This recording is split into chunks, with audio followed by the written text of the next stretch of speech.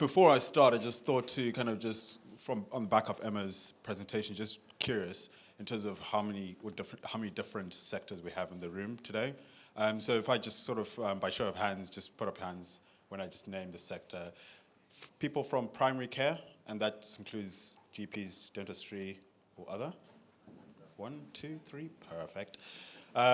Acute, oh wow, my people. Then we've got adult, senior living, care homes. Fantastic. Is there any other have not mentioned? Mental health. Oh yes, mental health. How can I forget? Mental health. Awesome. So we've got quite a diversity in different sectors. Community. Non-primary care. Correction. Thank you very much. FM providers. And that includes the estates teams as well, so perfect. Thank you. Industry. I think I'll get everyone now, I hope. Where are you from, sorry? Independent providers. Okay, fantastic. So we've got quite a good mix of people here. So obviously our presentation today is, or workshop is focusing around an insight into the National Specification of Cleanliness implementation. So we'll be taking you through kind of a macro level as well as on the ground. And I think for a lot of people in the room, the case study that we'll talk about, Royal Surrey, will have areas in that might apply to you. So we'll take you through both kind of levels to kind of outline how this has been implemented within the NHS and our clients. So today I'll be joined by Emma Brooks in the second part of our workshop in a panel discussion. As you know, Emma is the head of Soft FM Strategy and Operations for NHS England. She is the chair of developing the National Cleaning Standards, as most of you should be aware. And then we've got Maria Rana, who hopefully will be able to join us. But as you know, with operations, things can change quite quickly. So she might be able to join us for our part 2 of the session. But if not, she has given me kind of a response to sort of question that I had for her that I can share with you just to give a trust perspective into how partnership and collaboration works together to implement these standards.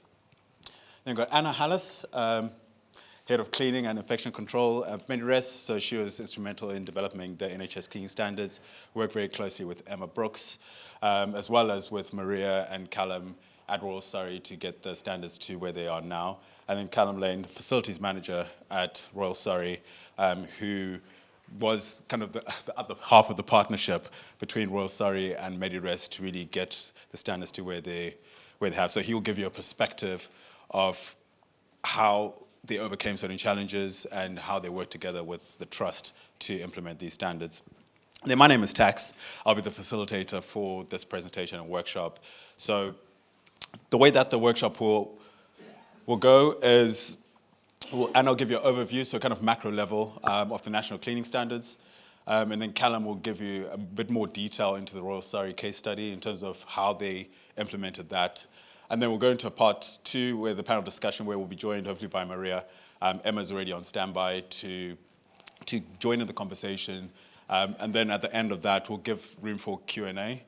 So if I could ask you just to leave all your questions until the end of the panel discussion, and we'll have someone with a mic roaming for any questions that you may have.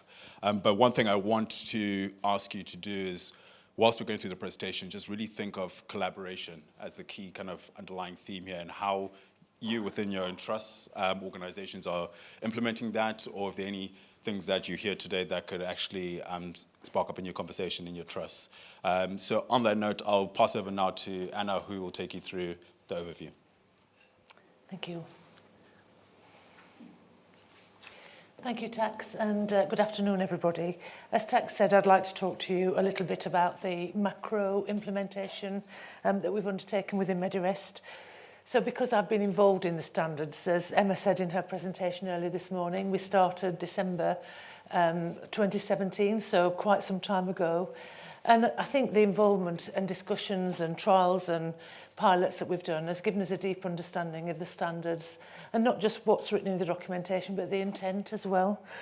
And we recognise that people, our service providers, all start from different places.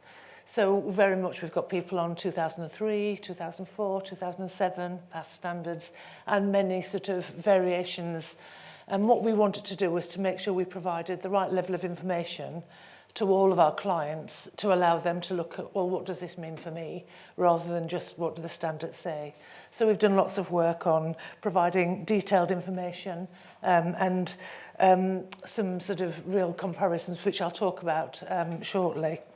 We started off, though, by providing lots of engagement sessions with our teams. So we because it was during the COVID pandemic and we weren't really getting visitors to sites and things, we did lots of teams engagements.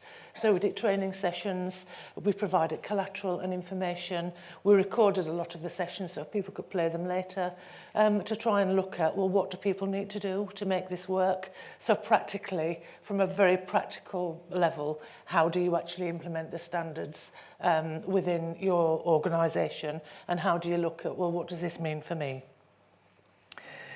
So we've provided lots and lots of these gap analyses that actually look at where people have started from and where they need to end up and how that journey needs to take place. And it's a case of looking at things like, what does the risk category migration look like, the responsibilities framework, and providing lots of documentation that support that.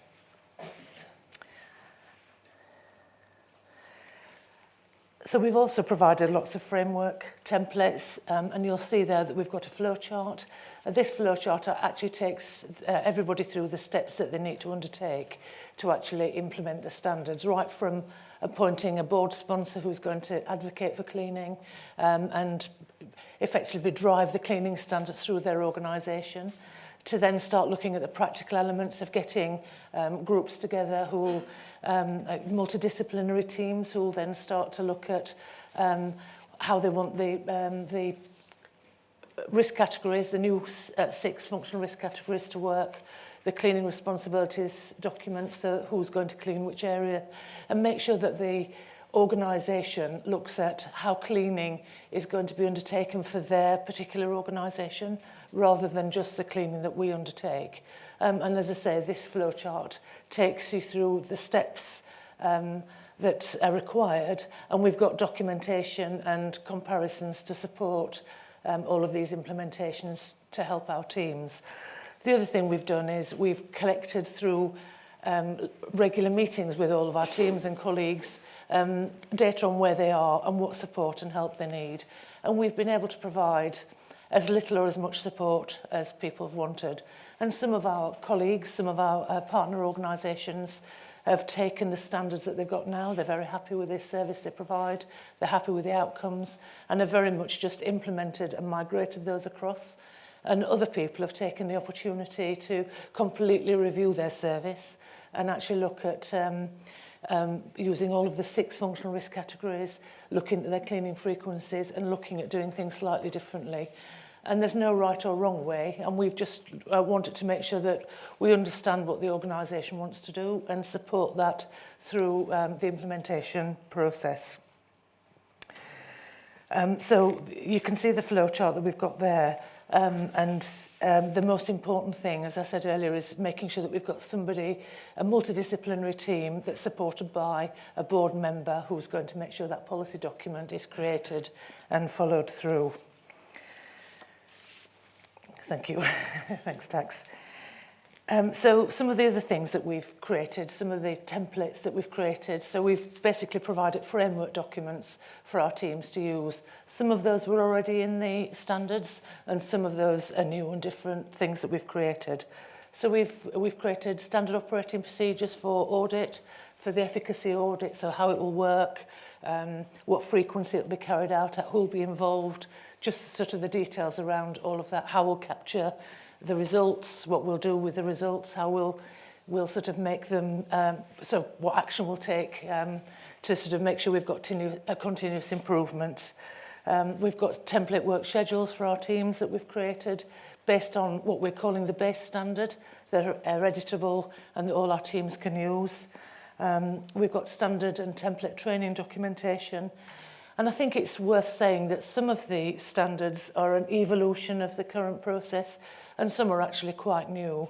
So things like efficacy auditing is a completely new system for people. I think it's going to really revolutionise the way that we audit.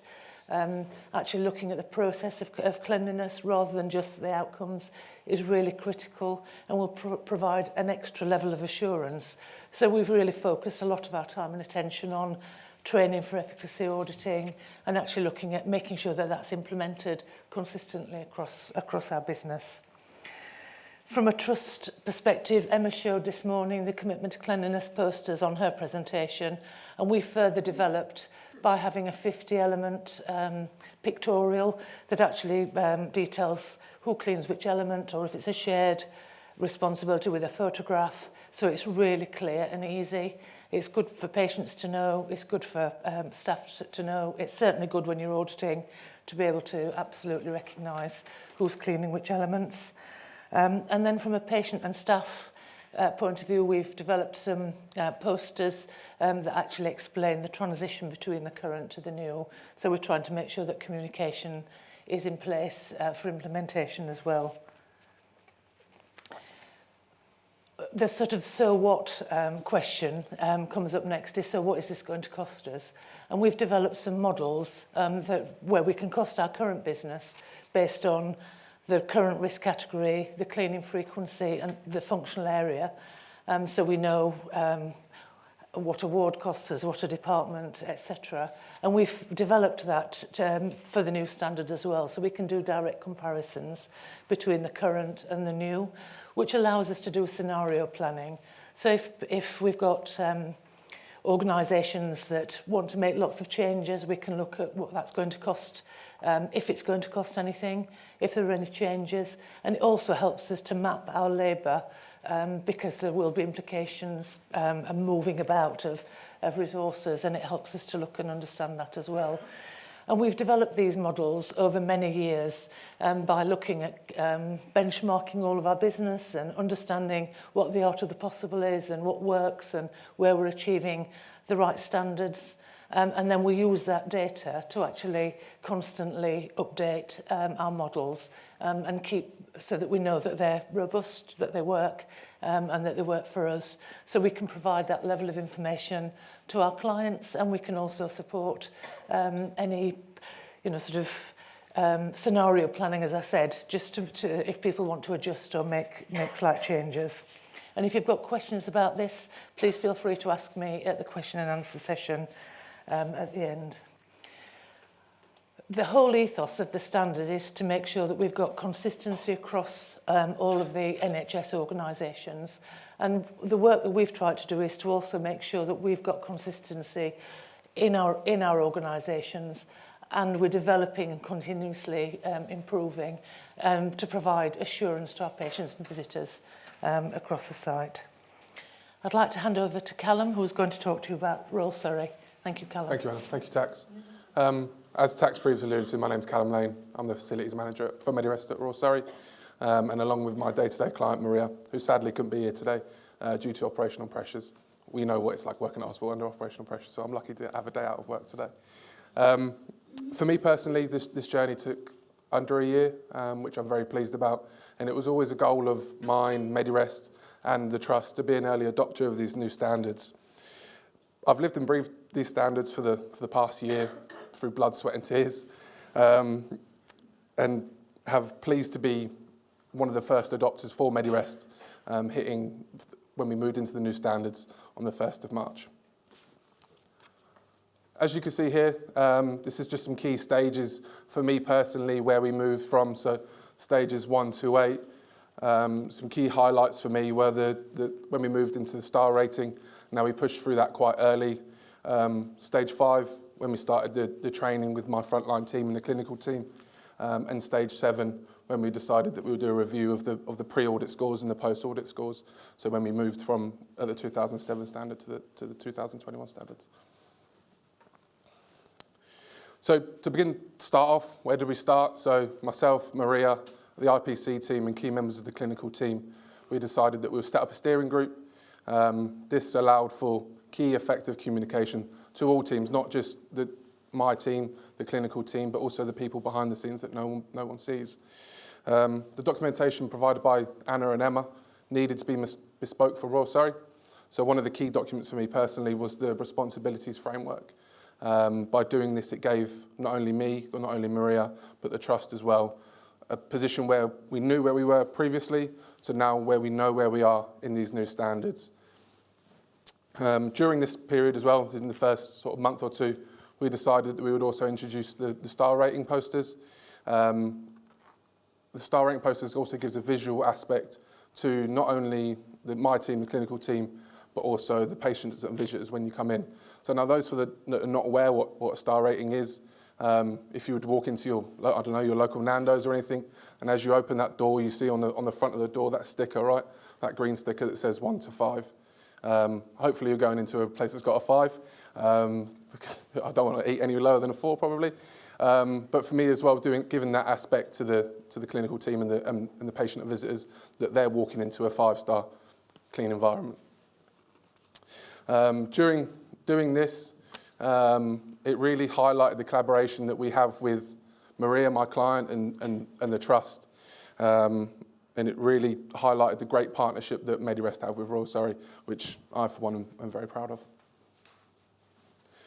As you can see from the posters that are here, they were designed to be very pictorial and very photographic to allow clear understanding from everyone. One of the key posters for me personally, that Anna previously alluded to, was the 50-element pictorial poster.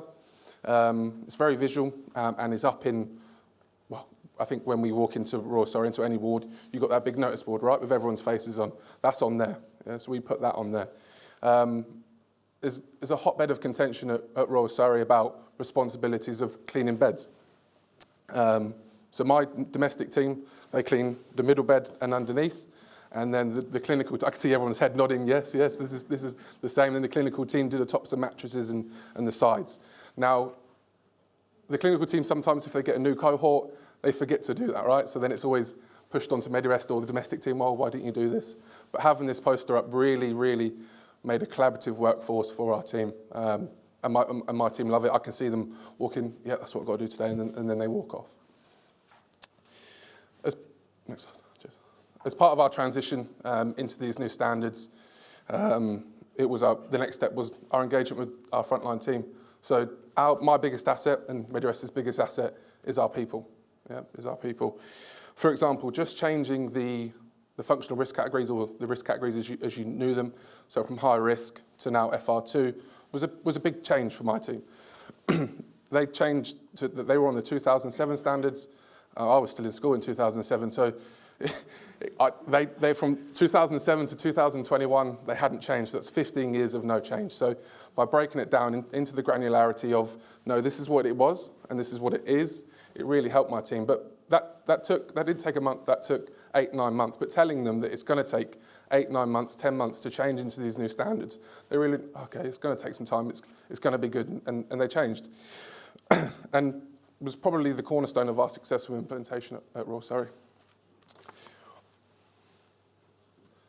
Another crucial factor for Medirest was that we moved to electronic auditing. So all the audits now, all the audits now are done on tablets, as well as the efficacy audits that we do with the trust. So our audits that we do with the trust and the IPC team are done on a Medirest tablet, and then once it's completed, it's sent out to everyone that was on that audit. The efficacy audit is, as Anna said, a cross-disciplinary oversight of the implementation of the new standards that forms part of the audit review process. And now, I like a challenge, as always, so along with my line manager and people like that, they decided not only was I going to move to these new cleaning standards, but I was also going to implement a new robot. So you'll see on this post, on the slide, this is our new robot, Hansel. Hansel is cobotic, so it works alongside our domestic, so they can concentrate on the high touchpoint cleaning, which is very focal, as well as the high and low dusting. I'm really proud of my team at Royal Surrey, and thanks to the support of the people on my left-hand side and at the back. But thank you for your time today. If you have any questions, please come see me after, or wait to the Q&A. But thank you for your time today. We'll pass back to Tax, who will summarise the presentation. Thank you. How do you follow that? Thanks, Callum. So just to kind of knit it all together, like what Callum said, people really are the heart of everything that we do. And our collaboration between the cleaning teams and the clinicians is really vital in implementing these standards. How you train them, how they work together to ensure that auditing is done correctly. It's really important that we have that sort of collaboration between the two. And then how do they enable technology to help consistency within the level of cleaning within the trust, as well as software to gather data that will enable the trust to be able to make informed decisions in how they forecast costings, as well as transparency, as Emma alluded to in her presentation, around transparency to patients and staff. And so being able to provide that sort of data. And like scores on the doors, like all that put together really helps raise the standards of cleanliness within the hospital. But for those that like dinner dates, you're not going to take a first date to a 2-star restaurant.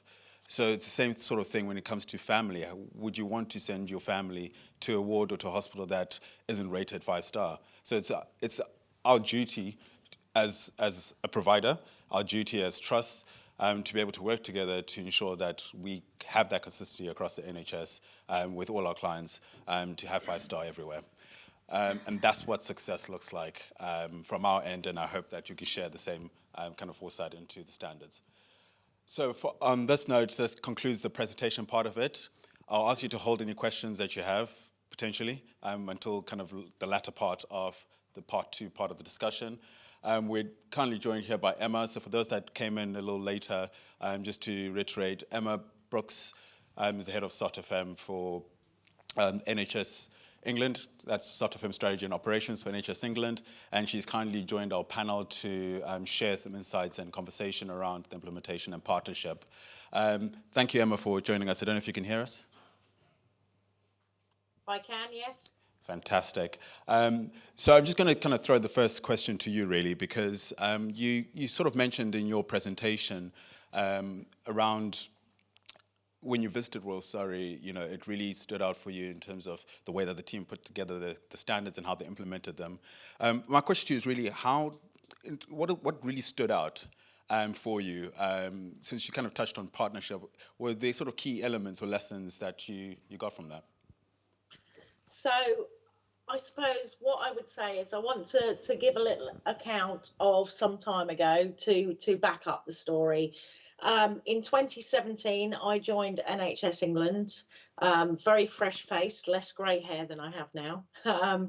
And I wanted to review the cleaning standards. Having been in trusts and organisations, I realised it was a long time since anyone had properly looked at the whole standards. And I decided that, we've got over 40% of the market is outsourced. We want to work with these people, and therefore, why would they not be involved on the working party?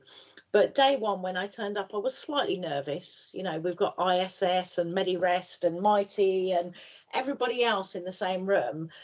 And are they just going to be sort of like, glaring at each other horribly? But actually, one of the best parts of my working life is how well all of those FM partners, as well as the people from within the NHS, came together and wanted to create something that worked across everywhere. And for me, that was partnership from day one. People like Anna, people like Donna Brown from ISS, and many others from across different, and they've taken it further. They've taken it through COVID. They have taken it much further to work collaboratively across FM groups and FM companies to bring that into the NHS. And I think there's something in the NHS we can learn a lot from that. And for me, when I went to Royal Surrey, what I saw was a company and a trust that were working together. The staff from Medirest was so excited about what they were doing. They wanted to show me everything, including waste rooms and things like that. And these are things in trust that nobody usually wants to show off. And that's a really great testament to what the team is doing. But I also had the pleasure of meeting the trust team, and they were so praising of what the team there did. And I think there's something for me here. It doesn't matter who pays the bills, who pays the paychecks. It's about the people and the staff that are committed to doing what we need to do to create those safe, clean, transparent environments for our patients, our visitors, and our staff. It's about us working together. We know that clinical staff have a really big remit. We do as well, but they do. So we're professional at what we do. And what I've found in my experience is FM providers have a wealth of experience. They have people who have come from an NHS background. They have people who've come from the private sector. They've got people who have been cleaners themselves and worked really hard to ensure that every single patient, member of staff, ward is provided everything they need to. And I think for me, there's something very much about us not looking at who pays the checks. It's about how do we get to our thing. Let's look at things slightly differently and work in partnership across the board to make sure that we do things right. And if that means that some of the nurse cleaning, I think you alluded around beds. That's a really great thing. One of our great things when we started this project was we said, what's the definition of madness? And most organisations have two definitions. One is if it goes above hand height, it becomes estate's problem, because we don't employ any cleaner that's over 4'6" apparently, but that's not true. So why should that be correct?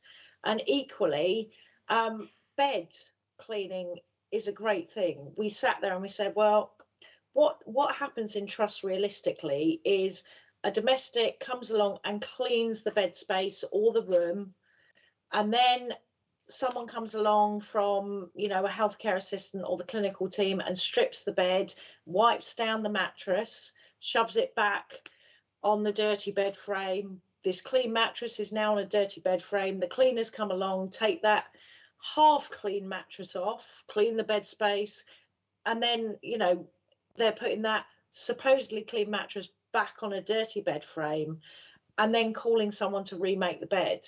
And we said, well, could we not look at this in a slightly different manner? Actually, if the domestic comes along, strips everything off, cleans the mattress, because that's what they're trained to do. They know how to do it properly, clean the whole bed space, make it right, then call clinical teams to check the mattress for ingression, because make sure the mattress is still fit for purpose, and remake the bed. We've taken a process that is maybe like 4 or 5 steps long and put it into 2 steps, quite simple and plain. And working in partnership means listening to our clinical colleagues, listening to our FM colleagues, listening to our frontline staff, because they're doing this every day and they know what can work and what can't work, as well as working in partnership across the board with our FM partners and with our NHS colleagues as well. Thank you very much, Emma. That's some powerful stuff. Now, you're touching on the clinical element. So unfortunately, with Maria not being able to join us, I did ask her a question in advance in regards to, from a trust perspective, what are the sort of key learnings she got from the transition and the level of feedback that she got from her colleagues and patients as well on the changes, as well as her initial concerns with the change.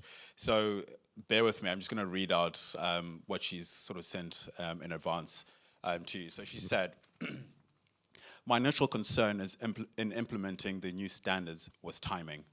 The Royal Surrey was still seeing relatively high numbers of coronavirus patients, alongside an increase in patients who had been putting off seeking care. Staff shortages and continually evolving procedures on top of normal day-to-day operational issues meant that introducing the new cleaning standards was yet another pressure, not only for the IPC team, but our Medirest team too. Personally, as a head of Soft FM, I felt the new cleaning standards were long overdue. So I was very excited to take this initiative forward. Excellent rapport with both IPC and Medirest made for a relatively easy discussion on the way forward regarding the new standards. Callum provided a comparison matrix showing the new standards versus the current trust frequencies that were based on the National Specifications of Cleanliness in the NHS 2007. Recommendations were made to the Trust clinical team, and the comparison matrix expedited the decision-making throughout the process of adoption. Networking between trusts has historically been poor. Having the Medirest team on site enables our team at the Royal Surrey to gauge what other hospitals are doing, for instance, the use of blended approach to quality control. It was useful to hear if there was something that other trusts were adopting and to understand the benefits of this way of scoring. Discussing this with Callum gave me insight, and I was able to pass on this knowledge at our trust. When standards and frequencies have been approved, meeting up with Callum to discuss implementation was straightforward. A planned timeline for introducing the various elements was devised and rolled out early. This meant we could tweak any issues prior to the official commencement date. Callum provided the trust with the star ratings posters. He also produced a pictorial 50 components poster illustrating who was responsible for each element. This was useful not only for the housekeeping staff, but the clinical team too. We worked together on producing cleaning charters, which I approved for display, and he set up the QR code, which was great, as anyone that knows me knows that I'm not IT techie at all. Her words, not mine. We work as a team with our Medirest colleagues. Our goals and objectives very much aligned.